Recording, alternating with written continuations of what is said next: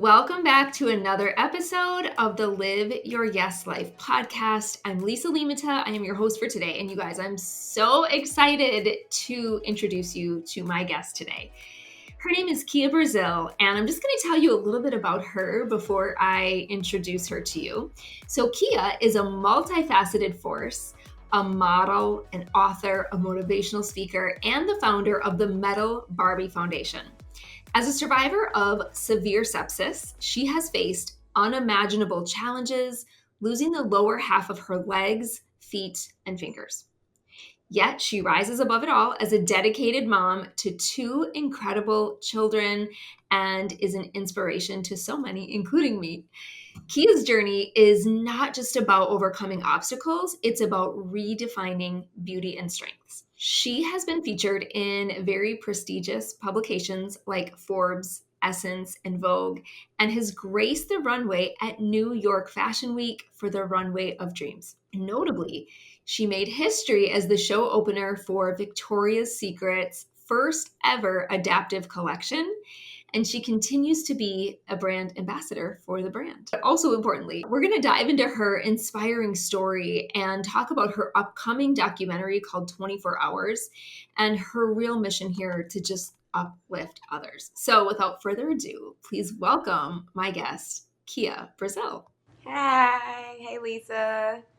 Hi, I'm so happy that you're here. And so, you guys, Kia was gracious enough to record this for the second time. We had a technical glitch at the first recording and had to reschedule. So, I'm just so appreciative of Hey, your I grace. love talking to you, Lisa, so it's not a problem at all. It's a bonus for me. I get more time with you for I know, sure. right?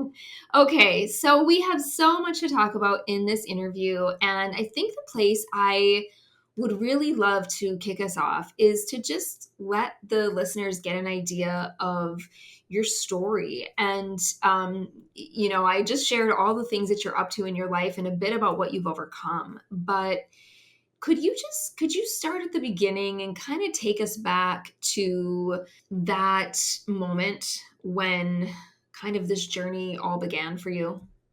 Yes, absolutely. So this journey for me started in 2019. I was at that time what I thought living my ideal prime life. I had my two children. At the time, my son was 3 years old, heading on 4. My daughter was 5, heading on 6. And, just pretty much living my best life. I was a property manager and just doing the day to day due diligence of being a mom when suddenly life changed for me. And I know we can hear that word sudden thrown around a lot, but it was really a sudden thing for me. Within 24 hours, I thought that I was just suffering from menstrual cramps, and it ended up being something more severe, way more severe, that cost me my limbs, my fingers, and my legs, half of my legs. So I have prosthetics now, and I do use my hands to the obviously full capabilities. But what brought these amputations on was something called sepsis. Sepsis is where your body is trying to fight off an infection. However, sometimes where your white and red blood cells are to fight against the infection, they can turn around and fight against each other. And that is not a good thing because, of course, it leads to attacking the main organs in your body. That is what occurred to me in a matter of 24 hours. I've had numerous surgeries, over 28, whether that had been my leg amputations, finger amputations. I had a full hysterectomy as well as losing part of my stomach. When this occurred, it was kind of fast. I kind of remind myself that I was not born this way because things seem to just go so quickly. But it was definitely a huge life-changing event for me. Something that I had known how to do forever had been taken away. Some things, excuse me, which we all may not even look at as second nature, but walking, writing, being able to open a jar of pickles, the smallest things that I probably wouldn't have back then thought was a major thing in life, but it was. All of that had been a question for me in that moment, including the two little people that I had here on this earth. Throughout that traumatic experience, it was definitely a journey. I ended up being in the hospital in and out for a year. Um, in the midst of me doing that, it was a constant battle of faith and a constant battle of living in flesh. And I say that to say a lot of things that we go through, we are expected to handle it so faithfully, and that's kind of not so ideal when you are living in the flesh and things doesn't seem to make sense for you. I was put in a situation where I had no other choice but to lean on my faith, to get me out of what life turns had put me into. um, I eventually obviously got well, but throughout the journey of me getting well, everyone around me more so was concerned about my appearance, the amputations. It was not, for me at least, it was not more of a concern of whether my mental was okay. It was just more so of what the human flesh would see, something on the outside. And for me, it was bigger than that. What I had just experienced could have not just been that simple for me to live the rest of my life thinking about what other people saw on the outside and not what I held within. So for me, I had to show everyone around me, including my children, that situation that I faced did not define me. That situation that I faced was a lesson, and not just for myself, but for everyone around me. So what I did, was I took my journey, obviously, of trying to get well, multiple surgeries, trying to balance being a mom while being sick. A heck of a tornado for sure, Yeah, but I'd I love to managed. pause right here because you've just unpacked so much, right? I mean, a mom of two, like almost four, almost six, right? And you spent the better part of a year in the hospital. And I only know you now, and your faith is so strong, and you are so determined and so inspirational. Were there moments during that year where, you know, you weren't like, where you weren't sure, like where you really struggled? Did Was it always the faith that like just kept going for you? Can you tell us a little bit about some of those moments? Well, I would be lying if I said that I didn't have any of those moments. The majority of the year contained those moments. I'm human. So if people now have gave me a nickname as robot, and for me, robot is a sign for still, just tough all the time. No pain can be afflicted. It's just I don't know, a computer will have to be unwired for the robot to disconnect. So for me, yes, yes, yes, I absolutely had those moments, and those moments is what pride me in taking the name robot, the Metal Barbie, or of that nature, as my nephew would call me, TT Robot. So waking up for one and realizing that I literally went to sleep one day and woke up the next day as something that I couldn't even look in the mirror. I didn't even want to look in the mirror to know what I looked like. And it wasn't something as, oh, my face was reconstructed or anything, but to actually stand in the mirror was something that I could not do. So it was hard for me to look in the mirror. And in that instance, of me not wanting to look in the mirror, I asked myself, what are you scared for? And I thought to myself, the worst that you thought could happen has already happened. You have lost your fingers, you have lost your legs, what else can you lose?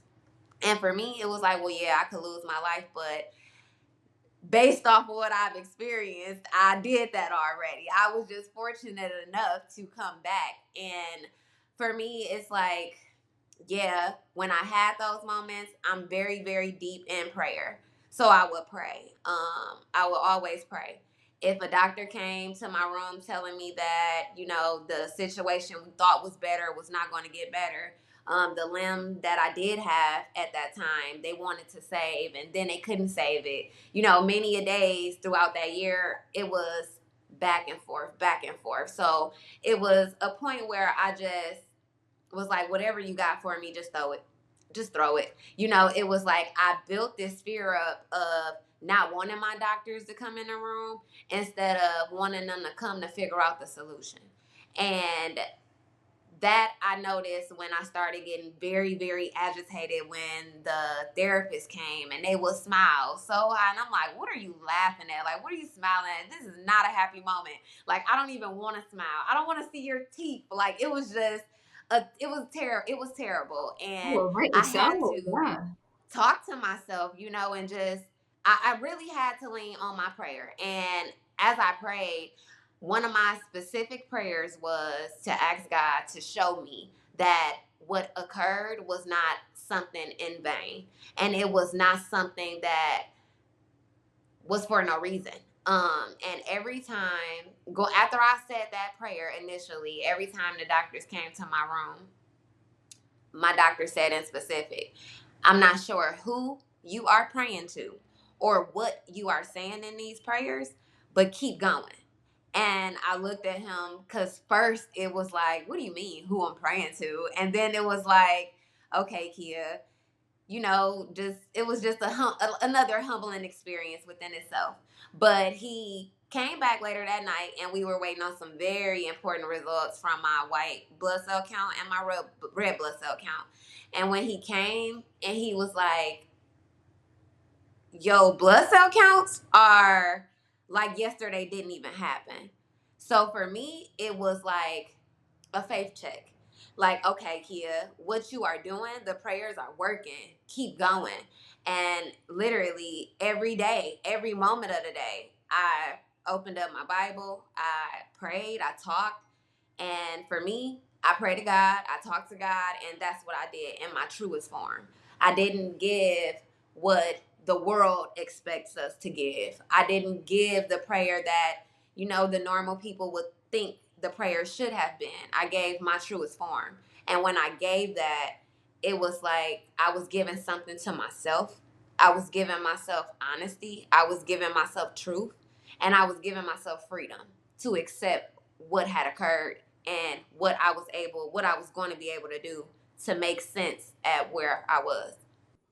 Can you say more about when you say, the prayer was in my truest form? How would you describe that if you could put it into words? What does that mean for you?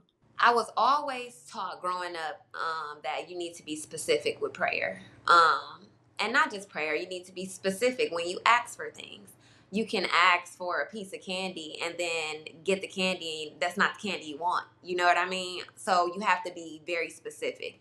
And when I asked in my prayer, that was probably one of the most, I truly don't even have the word to describe the feeling that I had in that moment, but it was like a light switch for me. It was like my light had been off for a long time.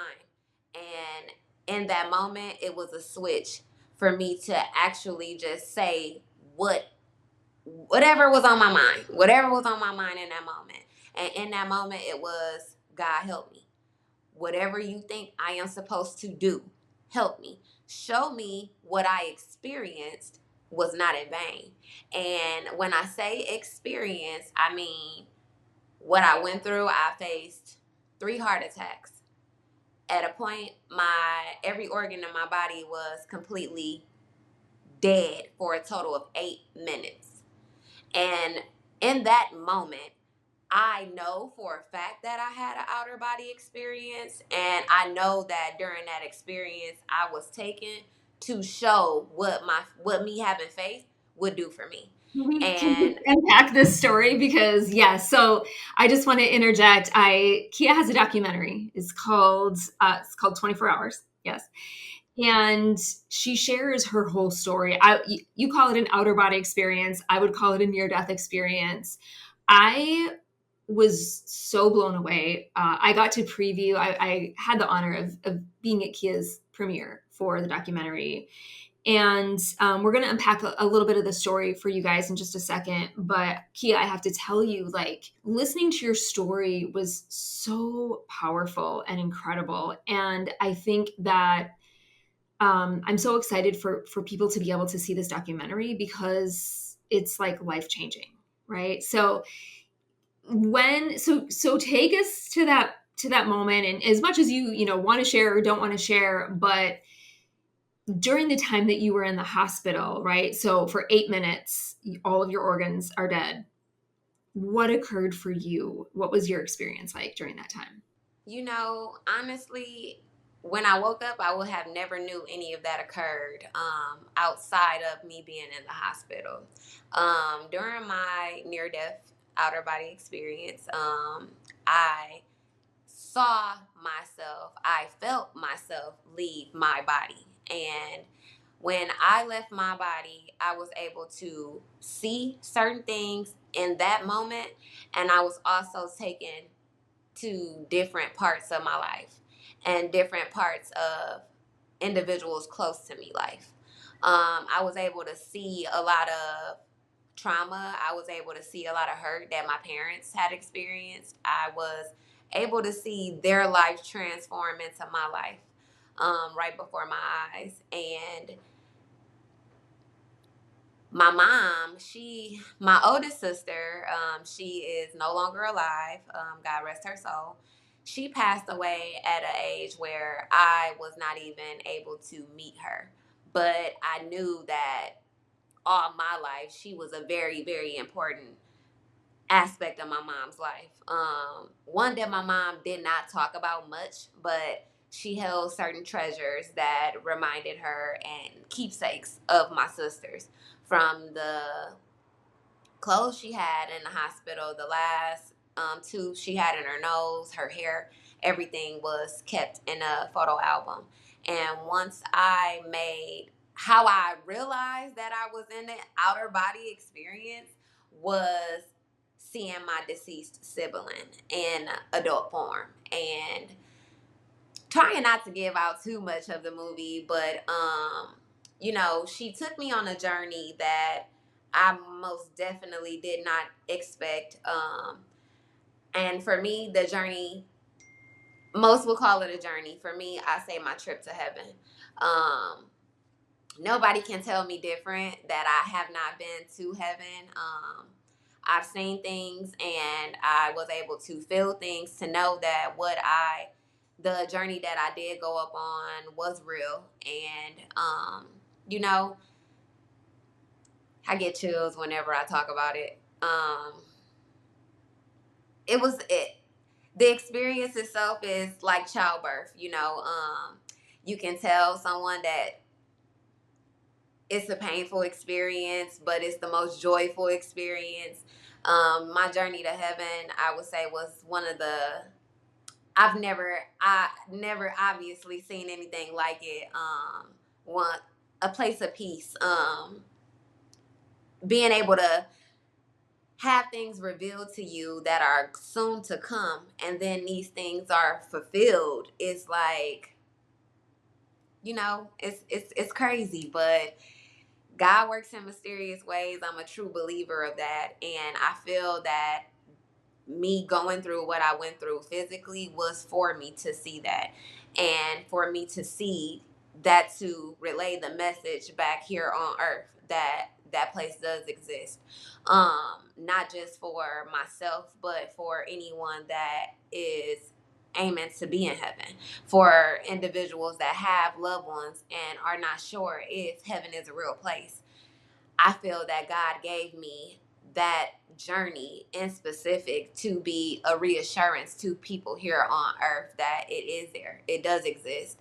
Our loved ones are still with us, yeah, not in physical form, but the soul does go on and the soul does live on. Do you think having that experience, I get chills when you talk about it too. Do you feel like it was that experience that really is what you drew from and gave you that ability to decide that you were going to make it through this? And, in the beginning, you shared too, it was like everyone else was worried about like how you looked and all the things. And it was, you really led everyone else through the fact that you were not only going to be okay, but eventually, you got to this place where you were going to thrive. And I feel like you led everyone else, right? It wasn't them leading you like, come on, kids, it's gonna be great. You were like, no, like I've got this. And I know there were other moments too when, it was really hard, but like knowing you and hearing your story, it feels like you always, no matter how hard it got, you always came back to this place of like, I've got this. It's going to be okay. I'm going to thrive despite this. Like it just isn't holding you back. Was it that experience that you had that really empowered that in you? I couldn't, absolutely. Absolutely. For the days that honestly I did not think that I was going to leave the hospital. Even after I was placed into a 14-day coma, and I woke up out of that coma on my own. No medication turned down, no, anything. When it was time for me to wake up, I woke up. And even after that, there was a long journey of healing that I had to go down, and I'm still healing. It's a forever cycle. However, the journey of physically trying to heal while maintaining faith, if I was not shown what I was shown, I don't think it would have been that easy for me. And if I didn't have the experience that I had, I don't think that I would have been as humble as I am right now, and grateful for what I did experience. A lot of people ask me to this day, I had someone ask me, like, do you ever have moments where you're upset? And I'm like, upset about what? And it's almost like sometimes I ask myself, are you okay? Because I'm amazed at how I move sometimes. I'm amazed at my strength. I'm amazed at how I keep going, because so many individuals, including myself, would have given up. It's that easy in a world where that's what it projects. If you lose your limbs or if you get sick, what do?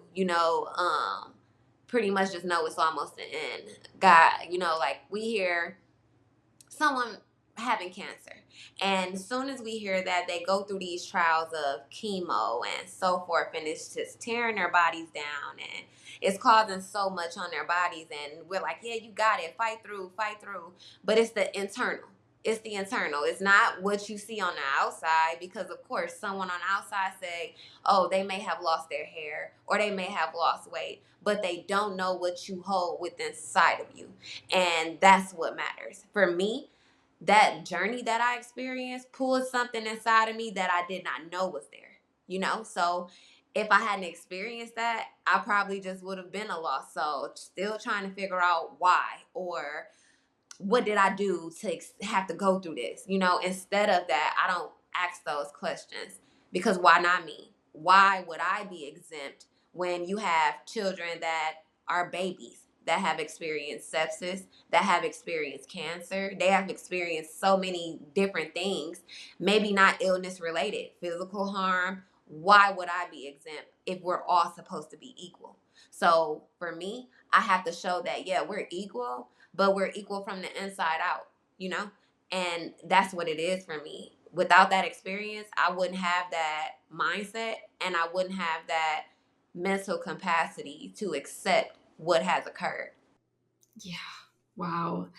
Yeah, absolutely. And I feel now there's this beautiful ripple effect. Like you took that experience and not only allowed it to change your life, but literally changing everyone that you meet and who gets to hear your voice. So I'm really excited to share this interview with the world today so that more Thank people you. can hear you. I know you're still working on the pathway, or at least last time we talked, you were still working on the pathway for people to see your documentary. Is that still sort of in process? It is. I'm looking at it most likely. I'm honestly, I kind of just want to YouTube it. I feel like it would be more personal for me to just YouTube it, and it'll also give individuals more of a direct contact with me. instead of it seeming more like, we have a lot of fictional movies and a lot of documentaries and so forth that don't seem as real to individuals. They think that these stories is something that people just came up with in their head. I want it to be something more direct. So I'm looking at most likely the beginning of November. I'll have it on YouTube, and I'll of course make sure I have the link everywhere possible. For me, eventually, I do want to turn the documentary into an actual movie. So I'll save that for the mainstreams. However, I do want this documentary to touch many people, and for all different type of reasons. I mean, people will see it and they'll say, "Oh, did you guys hear about the girl who lost her limbs?" And that's fine. I want that to be the angle, because what way to get someone's attention than to say, "Hey, did you watch that film about the girl who lost her limbs?" You know what I mean? And it's a it's a deeper message than the girl who lost her limbs. So for me, if I have to be the girl that lost their limbs, you know what I mean, just to get the message out and to get people to understand that my trauma is not your trauma is not my trauma. But if we have that same source of faith, or that same mustard seed of faith, there's so much that we can accomplish together and on our own. Oh, yeah, and I mean, I can't wait for everyone to listen. So we'll share your social media links or whatever links, are the easiest for people to follow at the bottom of this video. So you guys follow along so you know when it will be your time, because you do not want to miss this message.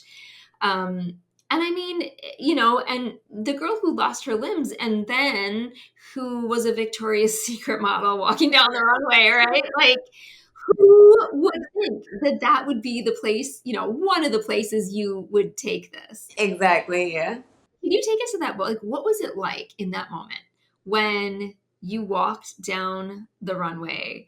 You know what? when I when I first decided, and I decided this in the hospital, I woke up and along with a million other thoughts, I said I'm gonna be a model. And I was probably a little off my meds, but I'm like, I'll be the first amputee model there is, not knowing that there was a whole line of us out there. So for me, I'm like, well, I'll be the first from Wisconsin. That's what I'll do. I'm gonna do it. So I started and I popped out. I introduced to the world what had occurred to me by taking pictures. I did. I went straight to the studio.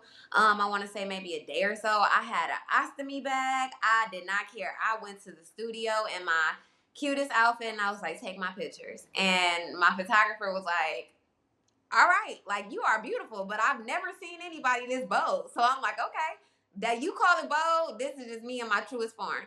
I took those pictures and it was like, it shook the community that I was from. They were like, wait a minute, we had no idea you were just over there dealing with all this. Like, you didn't say anything. You've been on live and we didn't know. And I'm like, well, yeah, like, there's beauty after every storm, right? So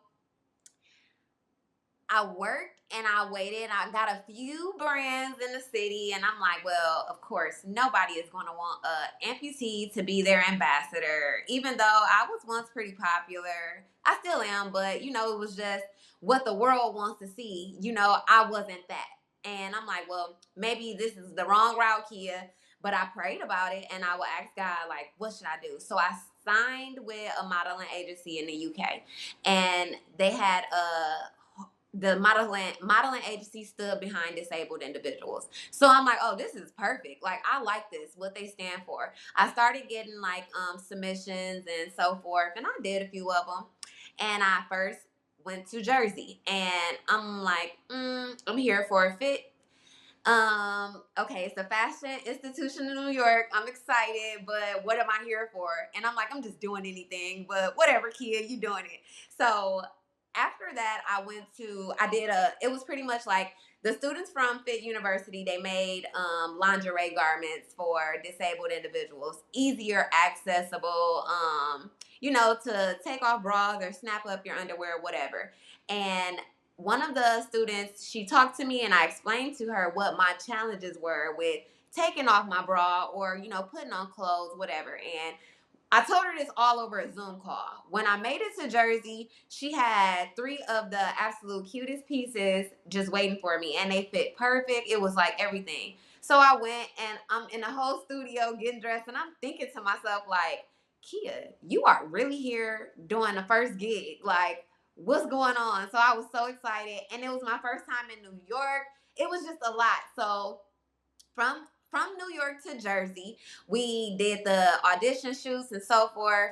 And then I was revealed it was a contest for the students. So I'm like, okay, cool. They invited me back for the award ceremony. At that award ceremony, there was about 60 different brands from all over the world. And they were all there. So I'm just like, oh heck no, like I don't belong here. And then I asked her, like, well, why don't you? Yes, you do. But everyone around me, and I was the only disabled individual there, they were like, you are absolutely stunning. Like, you are this. I made sure that I wore a dress where you can see my prosthetics. It was just open. So I was, filling the room around, doing a little networking. And then one of my friends that I met, she was like, there's the CEO and founders of Victoria's Secret. And I'm like, where? She like, their table is right next to us. And I'm like, oh my God. So obviously they put on a big screen and they did the fit-in sessions and so forth. And then we did like a little commercial. They put my commercial right on the screen. And I was just like, oh my God. Like, I'm in front of the biggest brands around. Like, what is going on? After that, I did meet the CEOs, and I just, introduced myself, so forth. Maybe 2 weeks later, I got an email saying, we want you in New York for Fashion Week for Victoria's Secret. And I'm like, no way. Like, absolutely not. Where I called my sister and I was like, do you think they scouted me? Like, what do you think happened? Like, what's going on? And she was like, I don't know, but we're going. So I ended up going down, and I didn't go forfeiting. I didn't go for anything. They was like, no, just come and we'll have you ready. We got the 1 day audition for the runway, and that was it. While I was at the audition, cameras walk up behind me and they're like, you're opening the show for Victoria's Secret. I'm like, Oh no my way. I couldn't even gosh. really respond because I'm like, is this, y'all got me on prank, like somebody pranking me or something, like what's going on? And I'm like, oh my God. So when that moment came, it was like, Kia, you here and you really finna do this. Oh my goodness. Wow. Wow. It was Wow. just like, So inspiring. Yeah. still You can't know, believe it. yeah. And here's what I hear in this, like, you said to yourself, why not? Like, you got out of the hospital and booked a fashion shoot, like, or booked Photo shoot. a photo shoot, right? And look at where it took you, right? That one decision that you were going to love and accept yourself.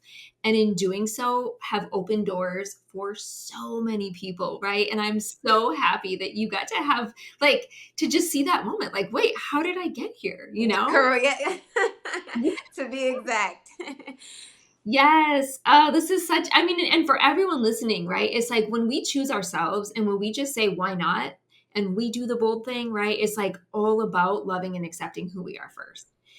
And who knows where it goes? You may find yourself walking down the Victoria's Secret runway. Like, who knows? So, this is so amazing. Could talk to you forever, but I don't want to keep you too long. I would love to just talk a little bit about like what's next for you. I know that you have your foundation, you've written a book, you're going to be releasing the documentary. Like what's next? How is all of this evolving for you?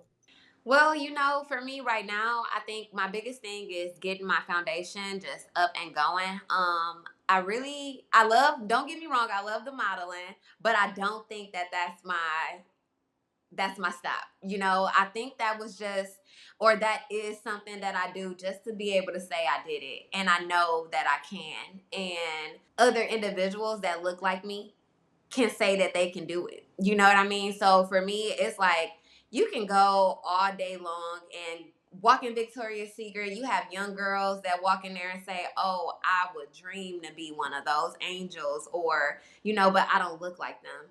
I don't look like them. So you can do whatever you put your mind to if you believe in yourself and put yourself first.